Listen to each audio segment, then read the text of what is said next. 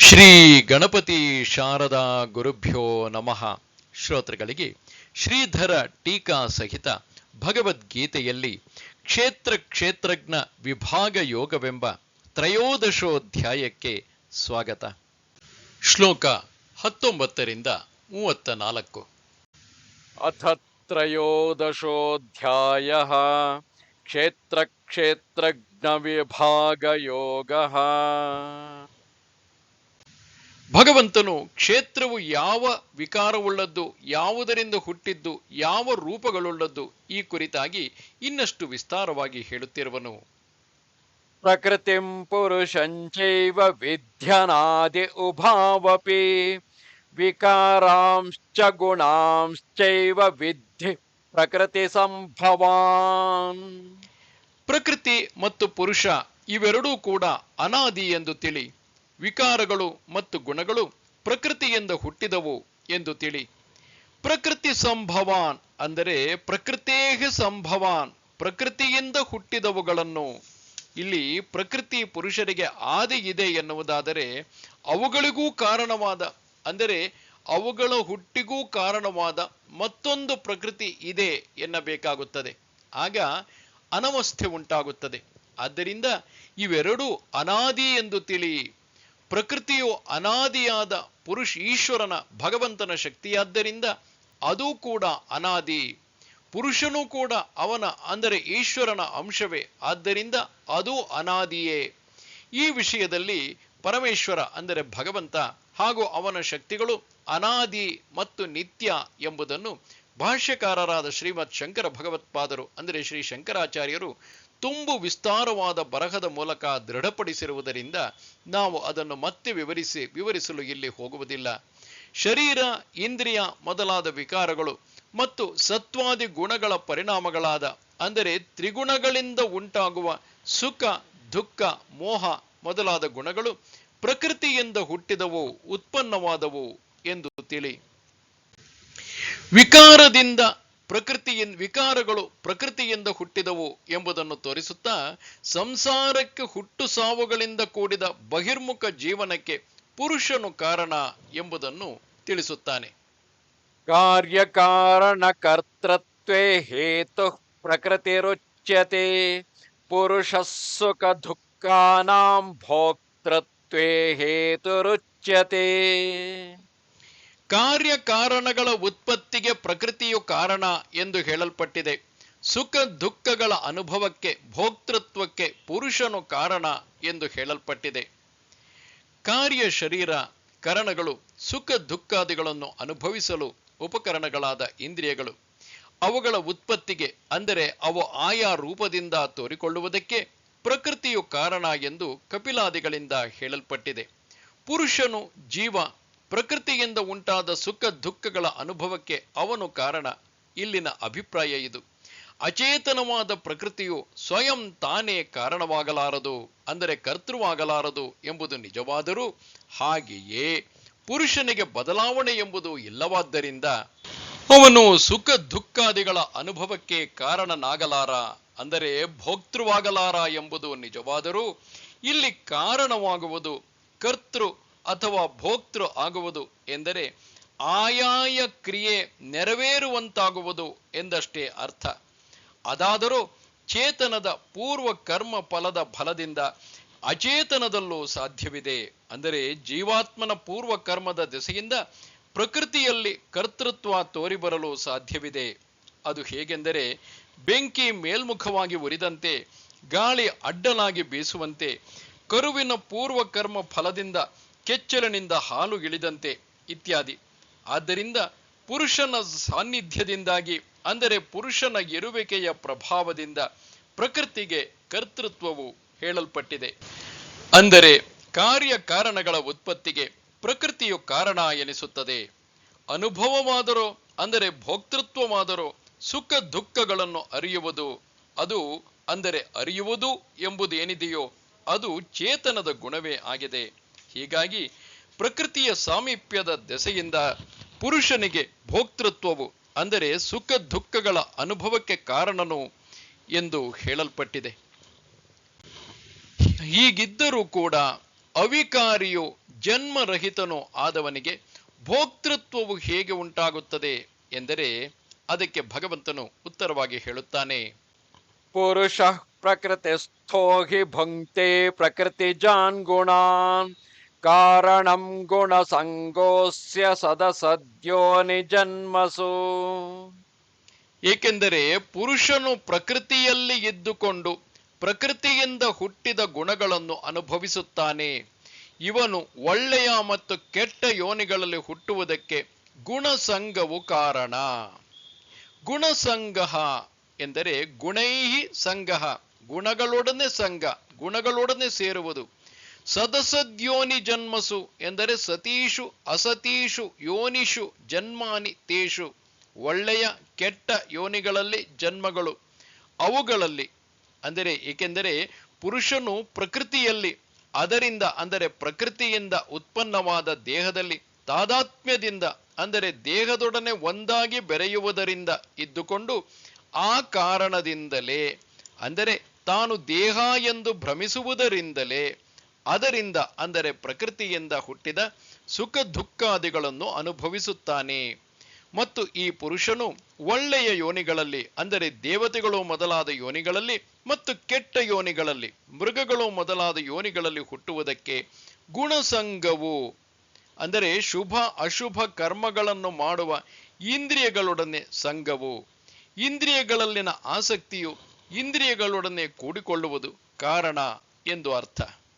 ಹೀಗೆ ಈ ರೀತಿಯಲ್ಲಿ ಪ್ರಕೃತಿಯು ತನಗಿಂತ ಬೇರೆ ಎಂಬ ವಿವೇಕ ಇಲ್ಲದ್ದರಿಂದಲೇ ಪುರುಷನಿಗೆ ಸಂಸಾರ ಅಂದರೆ ಹುಟ್ಟು ಸಾವುಗಳಿಂದ ಕೂಡಿದ ಬಹಿರ್ಮುಖ ಜೀವನ, ಶರೀರದಲ್ಲಿನ ಬದುಕು ತಗಲಿಕೊಳ್ಳುತ್ತದೆ. ಆದರೆ ನಿಜದಲ್ಲಿ ಅಲ್ಲ. ಅಂದರೆ ನಿಜಕ್ಕೂ ಸ್ವತಃ ಪುರುಷನೇ ಅಂದರೆ ಆತ್ಮವೇ ಹುಟ್ಟಿ ಸಾಯುವುದಿಲ್ಲ ಎಂದರ್ಥ. ಈ ಅಂಶವನ್ನು ಮನಗಾಣಿಸುವ ಉದ್ದೇಶದಿಂದ ಅವನ ಅಂದರೆ ಪುರುಷನ ಸ್ವರೂಪವನ್ನು ಭಗವಂತನು ಇಲ್ಲಿ ಹೇಳುತ್ತಿದ್ದಾನೆ. ಉಪದೃಷ್ಟಾನುಮಂತಾ ಚ ಭರ್ತಾ ಭೋಕ್ತಾ ಮಹೇಶ್ವರಃ ಪರಮಾತ್ಮೇತಿ ಚಾಪ್ಯುಕ್ತಃ ದೇಹೇಸ್ಮಿನ್ ಪುರುಷಃ ಪರಃ. ಈ ದೇಹದಲ್ಲಿ ಪರಮ ಪುರುಷನು ಸಾಕ್ಷಿಯಾಗಿ ನೋಡುವವನು, ಅನುಮತಿ ಕೊಡುವವನು, ಪೋಷಕ, ರಕ್ಷಕ, ಹಿರಿಯೊಡೆಯ ಅಂದರೆ ಮಹೇಶ್ವರ ಪರಮಾತ್ಮ ಎಂದು ಹೇಳಲ್ಪಟ್ಟಿರುತ್ತಾನೆ. ಮಹೇಶ್ವರ ಅಂದರೆ ಮಹಾನ್ ಚ ಅಸೌ ಈಶ್ವರ ಚ, ಹಿರಿಯನು ಮತ್ತು ಒಡೆಯನೂ ಆದವನು. ಪ್ರಕೃತಿಯಿಂದ ಹುಟ್ಟಿದ ಈ ದೇಹದಲ್ಲಿದ್ದರೂ ಕೂಡ ಪುರುಷನು ಪರನು ಅಂದರೆ ದೇಹಕ್ಕಿಂತ ಬೇರೆಯೇ ಆದವನು. ಅಂದರೆ ಅದರ ಗುಣಧರ್ಮಗಳೊಡನೆ ಅಂದರೆ ದೇಹದ ಗುಣಧರ್ಮಗಳೊಡನೆ ಸೇರಿದವನಲ್ಲ ಎಂದರ್ಥ. ಇದಕ್ಕೆ ಕಾರಣ ಅವನು ನೋಡುವವನು ದೇಹಕ್ಕಿಂತ ಬೇರೆಯೇ ಆಗಿದ್ದುಕೊಂಡು ಬಳಿಯಲ್ಲೇ ನಿಂತು ನೋಡುವ ಸಾಕ್ಷಿ ಎಂದರ್ಥ. ಹಾಗೆಯೇ ಅನುಮತಿ ಕೊಡುವವನು ಅಂದರೆ ಅನುಮೋದಿಸುವ ವ್ಯಕ್ತಿಯಂತೆ ತನ್ನ ಸನ್ನಿಧಿ ಮಾತ್ರದಿಂದಲೇ ಅನುಗ್ರಹ ಮಾಡುತ್ತಾನೆ, ನೆರವಾಗುತ್ತಾನೆ. ಶ್ರುತಿಯು ಹೇಳುತ್ತದೆ, ಆತ್ಮನು ಸಾಕ್ಷಿ, ಚೇತನ, ಉಪಾಧಿಗಳಿಲ್ಲದವನು ಮತ್ತು ನಿರ್ಗುಣ. ಹಾಗೆಯೇ ಈಶ್ವರ ಸ್ವರೂಪದಿಂದ ಅಂದರೆ ಪ್ರಭುರೂಪದಿಂದ ಅವನು ಪೋಷಕ, ಸಲಹುವವನು ಎಂದು ಹೇಳಲ್ಪಟ್ಟಿರುತ್ತಾನೆ. ಮತ್ತು ರಕ್ಷಕ ಅಂದರೆ ಪಾಲಕ ಎಂದು, ಮತ್ತು ಹಿರಿಯೊಡೆಯ ಚತುರ್ಮುಖ ಬ್ರಹ್ಮಾದಿಗಳ ಅಧಿಪತಿ ಎಂದು, ಮತ್ತು ಪರಮಾತ್ಮ ಅಂತರ್ಯಾಮಿ ಅಂದರೆ ಜೀವಿಗಳ ಒಳಗೇ ಇದ್ದು ನಿಯಂತ್ರಿಸುವವನು ಎಂದು ಶ್ರುತಿ ಹೇಳುತ್ತದೆ.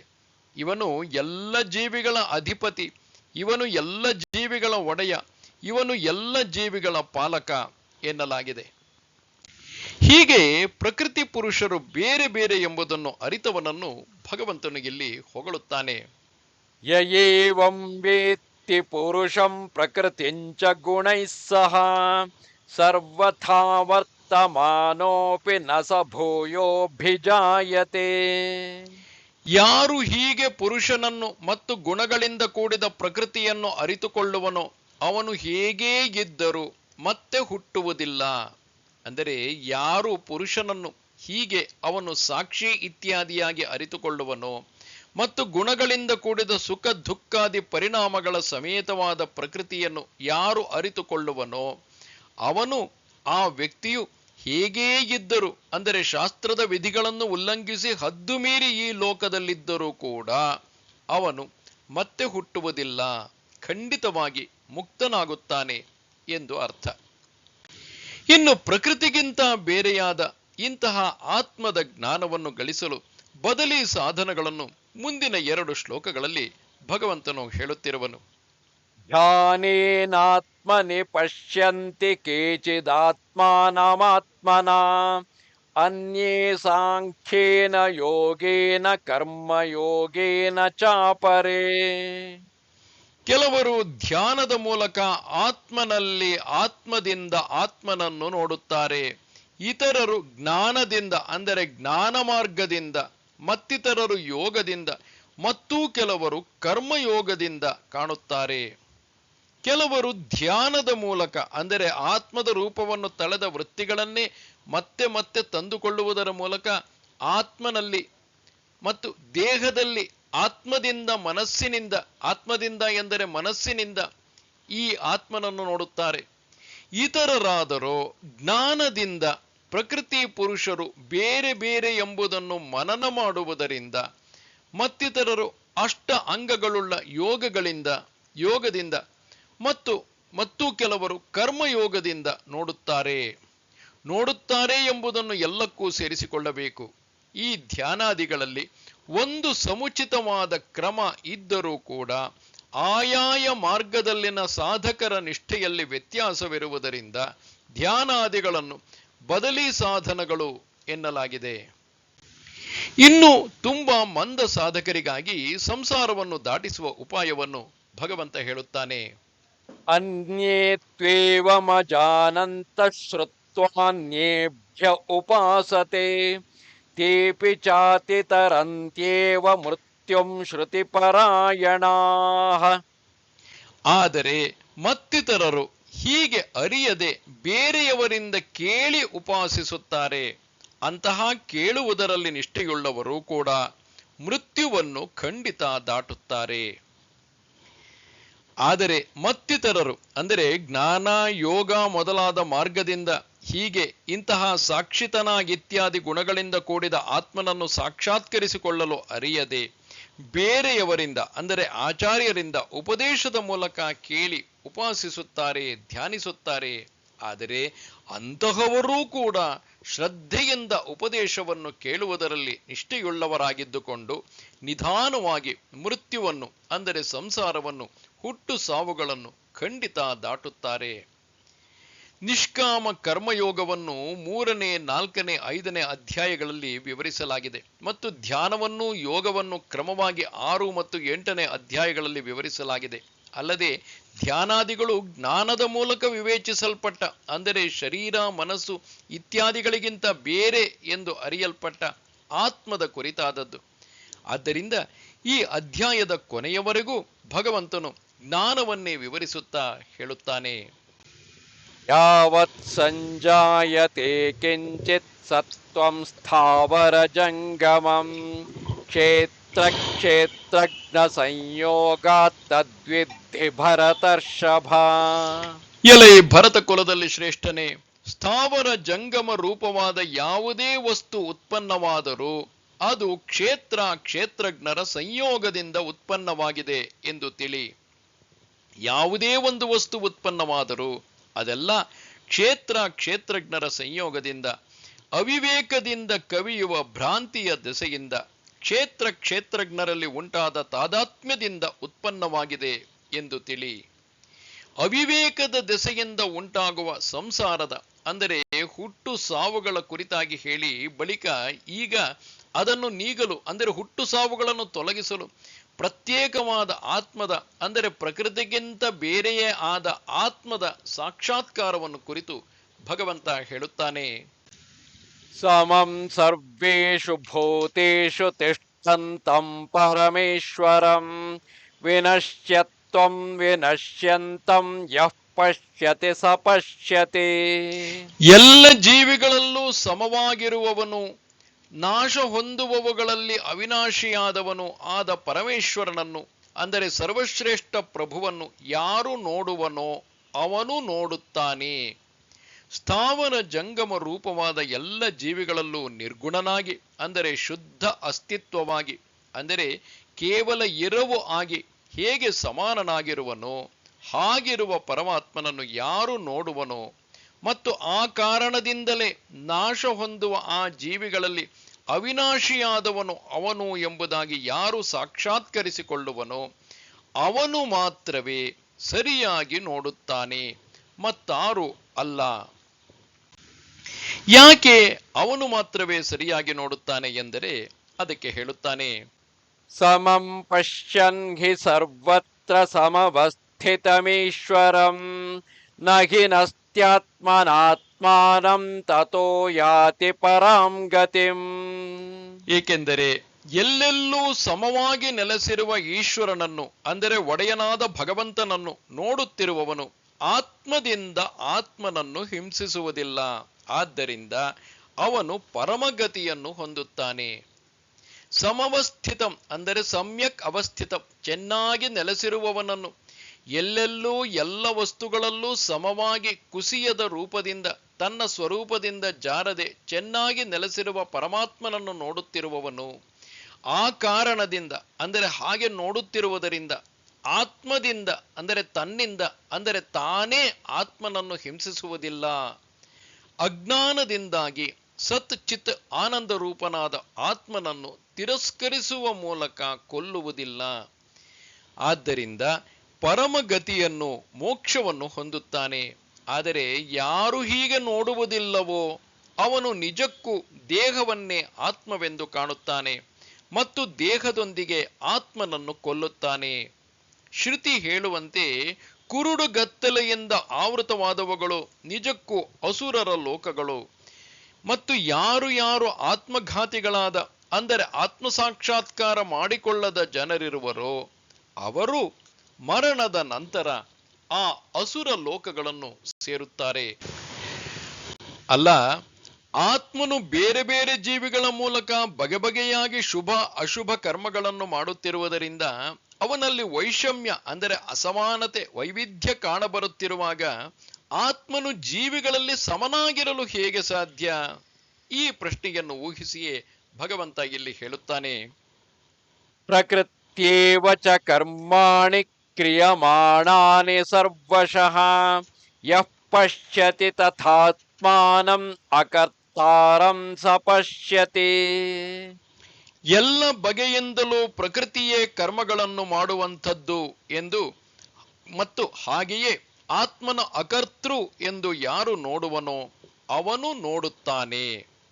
ಶರೀರ ಇಂದ್ರಿಯಗಳ ರೂಪವನ್ನು ತಾಳಿರುವ ಪ್ರಕೃತಿಯೇ ಎಲ್ಲ ಬಗೆಯಿಂದಲೂ ಎಲ್ಲ ರೀತಿಯಲ್ಲೂ ಕರ್ಮಗಳನ್ನು ಮಾಡುವಂಥದ್ದು ಎಂದು ಯಾರು ನೋಡುವನೋ ಮತ್ತು ಹಾಗೆಯೇ ಆತ್ಮನು ಅಕರ್ತೃ ದೇಹಾಭಿಮಾನದಿಂದ, ಅಂದರೆ ಅಕರ್ತೃ ಎಂದರೆ ದೇಹಾಭಿಮಾನದಿಂದ ದೇಹವೇ ತಾನು ಎಂಬ ಭ್ರಾಂತಿಯಿಂದ ಮಾತ್ರವೇ ಆತ್ಮನಲ್ಲಿ ಕರ್ತೃತ್ವ ತೋರಿಬರುತ್ತದೆ. ಆದರೆ ನಿಜದಲ್ಲಿ ಅಲ್ಲ ಎಂದು ಯಾರು ನೋಡುವನೋ ಅವನು ಮಾತ್ರವೇ ಸರಿಯಾಗಿ ನೋಡುತ್ತಾನೆ, ಮತ್ತಾರು ಅಲ್ಲ. ಅಂದರೆ ಬೇರೆ ಯಾರು ಯಥಾರ್ಥವಾಗಿ ಕಾಣಲಾರರು ಎಂದರ್ಥ. ಎಲ್ಲ ಜೀವಿಗಳು ಪ್ರಕೃತಿಯಲ್ಲದೆ ಮತ್ತೇನಲ್ಲವಾದ್ದರಿಂದ ಅವುಗಳೆಲ್ಲ ಒಂದೇ, ಭೇದವೇ ಇಲ್ಲ.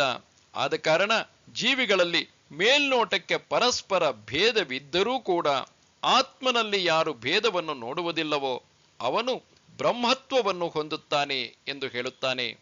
ಯದಾ ಭೂತ ಪೃಥಗ್ಭಾವಂ ಏಕಸ್ಥಮನುಪಶ್ಯತಿ ತತ ಏವ ಚ ವಿಸ್ತಾರಂ ಬ್ರಹ್ಮ ಸಂಪದ್ಯತೆ ತದಾ. ಜೀವಿಗಳ ಬೇರೆ ಬೇರೆಯಾದ ಎರವು ಒಂದರಲ್ಲೇ, ಅಂದರೆ ಪ್ರಕೃತಿಯಲ್ಲೇ ನೆಲೆಸಿರುವುದನ್ನು ಮತ್ತು ಅದರಿಂದಲೇ, ಅಂದರೆ ಪ್ರಕೃತಿಯಿಂದಲೇ ಅವು ಹೊಮ್ಮಿ ಹರಡಿರುವುದನ್ನು ಯಾವಾಗ ನೋಡುವನೋ ಆಗ ಸಾಧಕನು ಬ್ರಹ್ಮವನ್ನು ಹೊಂದುತ್ತಾನೆ. ಸ್ಥಾವರ ಜಂಗಮ ರೂಪವಾದ ಜೀವಿಗಳ ಬೇರೆ ಬೇರೆಯಾದ ಎರವು, ವಿಭಿನ್ನತೆ, ಒಂದಕ್ಕಿಂತ ಒಂದು ಬೇರೆಯಾಗಿ ಇರುವುದನ್ನು, ಒಂದರಲ್ಲೇ ಭಗವಂತನ ಶಕ್ತಿರೂಪವಾದ ಪ್ರಕೃತಿಯೊಂದರಲ್ಲೇ ಪ್ರಳಯ ಕಾಲದಲ್ಲಿ ನೆಲೆಸಿರುವುದನ್ನು ಯಾರು ನೋಡುವನೋ, ಅರಿಯುವನೋ ಮತ್ತು ಸೃಷ್ಟಿಕಾಲದಲ್ಲಿ ಅದರಿಂದಲೇ, ಅಂದರೆ ಆ ಪ್ರಕೃತಿಯಿಂದಲೇ ಜೀವಿಗಳು ಒಮ್ಮೆ ಹರಡುವುದನ್ನು ಯಾವಾಗ ನೋಡುವನೋ ಆಗ ಜೀವಿಗಳು ನಿಜದಲ್ಲಿ ಪ್ರಕೃತಿಯಲ್ಲದೆ ಬೇರೇನೋ ಅಲ್ಲವಾದ್ದರಿಂದ ಜೀವಿಗಳಲ್ಲೂ ಕೂಡ ಅಭೇದವನ್ನು ಕಾಣುತ್ತಾ ಪರಿಪೂರ್ಣವಾದ ಬ್ರಹ್ಮವನ್ನು ಹೊಂದುತ್ತಾನೆ. ಅಂದರೆ ಸ್ವತಃ ಬ್ರಹ್ಮವೇ ಆಗುತ್ತಾನೆ ಎಂದರ್ಥ. ಹಾಗಿದ್ದರೂ ಕೂಡ ಪರಮಾತ್ಮನು ಸಂಸಾರಾವಸ್ಥೆಯಲ್ಲಿ ಇರುವಾಗ, ಅಂದರೆ ಶರೀರ ಮನಸ್ಸುಗಳೊಳಗೆ ಸಿಕ್ಕಿಕೊಂಡು ಜೀವಾತ್ಮನಾಗಿರುವಾಗ ಅವನಿಗೆ ತನ್ನ ದೇಹದೊಡನೆ ಸಂಬಂಧವಿರುತ್ತದೆ. ಆ ಕಾರಣದಿಂದ, ಅಂದರೆ ಆತ್ಮನು ದೇಹದೊಡನೆ ಸೇರಿಕೊಂಡಿದ್ದರಿಂದ ಹುಟ್ಟಿಕೊಂಡ ಕರ್ಮ ಹಾಗೂ ಅವುಗಳ ಫಲಗಳಾದ ಸುಖ ದುಃಖ ಇತ್ಯಾದಿಗಳಿಂದಾಗಿ ವೈಷಮ್ಯ ಅಂದರೆ ಅಸಮಾನತೆ ತಪ್ಪಿದ್ದಲ್ಲ. ಆದ್ದರಿಂದ ಸಮಾನವಾಗಿ ನೋಡಲು ಹೇಗೆ ಸಾಧ್ಯ ಎಂದರೆ ಅದಕ್ಕೆ ಹೇಳುತ್ತಾನೆ, ಅನಾದಿತ್ವಾನ್ ನಿರ್ಗುಣತ್ವಾತ್ ಪರಮಾತ್ಮಾಯಮವ್ಯಯಃ ಶರೀರಸ್ಥೋಪಿ ಕೌಂತೇಯ ನ ಕರೋತಿ ನ ಲಿಪ್ಯತೆ. ಎಲೆ ಕುಂತಿ ಪುತ್ರನೇ, ಈ ಪರಮಾತ್ಮನು ಅನಾದಿಯಾದ್ದರಿಂದ ನಿರ್ಗುಣನಾದ್ದರಿಂದ ಅವ್ಯಯನು. ಶರೀರದಲ್ಲಿದ್ದರೂ ಕೂಡ ಅವನು ಕರ್ಮಗಳನ್ನು ಮಾಡುವುದಿಲ್ಲ, ಯಾವುದಕ್ಕೂ ಅಂಟಿಕೊಳ್ಳುವುದಿಲ್ಲ. ಅಂದರೆ ಯಾವುದು ಸೃಷ್ಟಿಸಲ್ಪಟ್ಟಿದೆಯೋ ಅದು ಮಾತ್ರವೇ ಬದಲಾಗುತ್ತದೆ, ವ್ಯಯ ಹೊಂದುತ್ತದೆ, ನಶಿಸುತ್ತದೆ. ಮತ್ತು ಯಾವುದು ಗುಣಗಳಿಂದ ಕೂಡಿದ ವಸ್ತುವೋ ಅದು ಆ ಗುಣಗಳು ನಶಿಸಿದಾಗ ತಾನು ನಾಶವಾಗುತ್ತದೆ. ಆದರೆ ಈ ಪರಮಾತ್ಮನಾದರೂ ಅನಾದಿ ನಿರ್ಗುಣ, ಆದ್ದರಿಂದ ಅವ್ಯಯನು, ಅಂದರೆ ಬದಲಾಗದೇ ಇರುವವನು, ಅವಿಕಾರಿ ಎಂದರ್ಥ. ಆದ್ದರಿಂದ ಶರೀರದಲ್ಲಿದ್ದರೂ ಕೂಡ ಏನನ್ನೂ ಮಾಡುವುದಿಲ್ಲ ಮತ್ತು ಕರ್ಮ ಫಲಗಳಿಗೆ ಅಂಟಿಕೊಳ್ಳುವುದಿಲ್ಲ. ಅದಕ್ಕೆ ಉದಾಹರಣೆ ಕೊಡುತ್ತಾನೆ. ಯಥಾ ಸರ್ವಗತಂ ಸೌಕ್ಷ್ಮ್ಯಾತ್ ಆಕಾಶಂ ನೋಪಲಿಪ್ಯತೆ ಸರ್ವತ್ರಾವಸ್ಥಿತೋ ದೇಹೇ ತಥಾತ್ಮಾನೋಪಲಿಪ್ಯತೆ. ಎಲ್ಲೆಲ್ಲೂ ಹಬ್ಬಿರುವ ಆಕಾಶವು ತಾನು ಸೂಕ್ಷ್ಮವಾಗಿರುವುದರಿಂದ ಹೇಗೆ ಅಂಟಲ್ಪಡುವುದಿಲ್ಲವೋ ಹಾಗೆಯೇ ಎಲ್ಲ ದೇಹಗಳಲ್ಲಿರುವ ಆತ್ಮನು ಅಂಟಲ್ಪಡುವುದಿಲ್ಲ.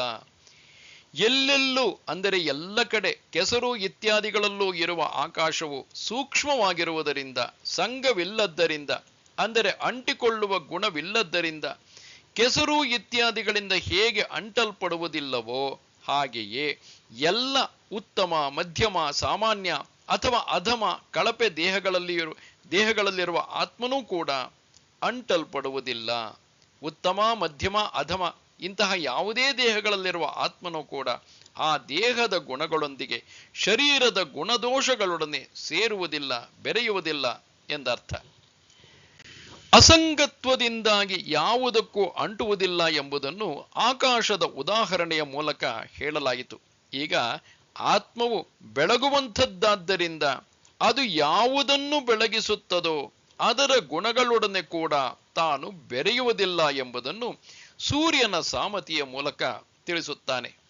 ಯಥಾ ಪ್ರಕಾಶಯತ್ಯೇಕ ಕೃತ್ಸ್ನಂ ಲೋಕಮಿಮಂ ರವಿಃ ಕ್ಷೇತ್ರಂ ಕ್ಷೇತ್ರೀ ತಥಾ ಕೃತ್ಸ್ನಂ ಪ್ರಕಾಶಯತಿ ಭಾರತ. ಎಲೈ ಭರತ ಕುಲದಲ್ಲಿ ಹುಟ್ಟಿದವನೇ, ಒಬ್ಬನೇ ಸೂರ್ಯನು ಇಡೀ ಜಗತ್ತನ್ನು ಹೇಗೆ ಬೆಳಗುತ್ತಾನೋ ಹಾಗೆಯೇ ಕ್ಷೇತ್ರಿಯು, ಅಂದರೆ ಆಯಾಯ ಶರೀರದಲ್ಲಿ ಜೀವರೂಪದಿಂದ ನೆಲೆಸಿರುವ ಪರಮಾತ್ಮನು ಇಡೀ ಕ್ಷೇತ್ರವನ್ನು, ಸಕಲ ದೇಹಗಳನ್ನು ಬೆಳಗಿಸುತ್ತಾನೆ. ಈ ರೀತಿಯಾಗಿ ಈ ಅಧ್ಯಾಯದ ಅಭಿಪ್ರಾಯವನ್ನು ಹೇಳಿ ಮುಂದಿನ ಈ ಶ್ಲೋಕದಲ್ಲಿ ಉಪಸಂಹಾರ ಮಾಡುತ್ತಾನೆ.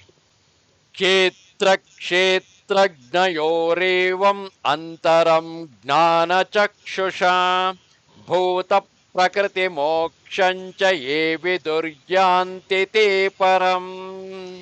ಯಾರು ಹೀಗೆ ಕ್ಷೇತ್ರಜ್ಞರ ನಡುವಿನ ವ್ಯತ್ಯಾಸವನ್ನು ಮತ್ತು ಜೀವಿಗಳ ಪ್ರಕೃತಿಯಿಂದ, ಅಂದರೆ ಜೀವಿಗಳ ಹುಟ್ಟಿಗೆ ಕಾರಣವಾದ್ದರಿಂದ ಬಿಡಿಸಿಕೊಳ್ಳುವುದನ್ನು ಜ್ಞಾನದ ಕಣ್ಣಿನಿಂದ ಅರಿಯುವರೋ ಅವರು ಅತ್ಯಂತ ಶ್ರೇಷ್ಠವಾದದ್ದನ್ನು ಹೊಂದುತ್ತಾರೆ. ಹೀಗೆ ಹಿಂದೆ ಹೇಳಿದ ರೀತಿಯಲ್ಲಿ ಕ್ಷೇತ್ರಜ್ಞರ ನಡುವಿನ ವ್ಯತ್ಯಾಸವನ್ನು, ಭೇದವನ್ನು ವಿವೇಕ ಜ್ಞಾನದ ಕಣ್ಣಿನಿಂದ ಯಾರು ಅರಿಯುವರೋ ಮತ್ತು ಹಾಗೆಯೇ ಜೀವಿಗಳ ಹಿಂದೆ ಹೇಳಿದ ಈ ಪ್ರಕೃತಿಯಿಂದ ಬಿಡಿಸಿಕೊಳ್ಳುವುದನ್ನು, ಬಿಡಿಸಿಕೊಳ್ಳಲು ಸಾಧನವಾದ, ಅಂದರೆ ಮೋಕ್ಷಕ್ಕೆ ಸಾಧನವಾದ ಧ್ಯಾನ ಮೊದಲಾದವನ್ನು ಯಾರು ಅರಿಯುವರೋ ಅವರು ಅತ್ಯಂತ ಶ್ರೇಷ್ಠವಾದ ನೆಲೆಯನ್ನು ಅಂದರೆ ಪರಮ ಪದವನ್ನು ಹೊಂದುತ್ತಾರೆ. ವಿವಿಕ್ತೌ ಯೇನ ತತ್ವೇನ ಮಿಶ್ರೌ ಪ್ರಕೃತಿ ಪುರುಷೌ ತಂ ವಂದೇ ಪರಮಾನಂದಂ ನಂದನಂದನಮೀಶ್ವರಂ. ಸಾಮಾನ್ಯವಾಗಿ ಬೆರೆತುಕೊಂಡಿರುವ ಪ್ರಕೃತಿ ಪುರುಷರನ್ನು ಯಾರು ಸರಿಯಾಗಿ ಬೇರ್ಪಡಿಸಿದನೋ ಆ ಪರಮಾನಂದ ಸ್ವರೂಪನಾದ ನಂದನ ಮಗನಾದ ಈಶ್ವರನನ್ನು ಸರ್ವರ ಒಡೆಯನನ್ನು ವಂದಿಸುತ್ತೇನೆ.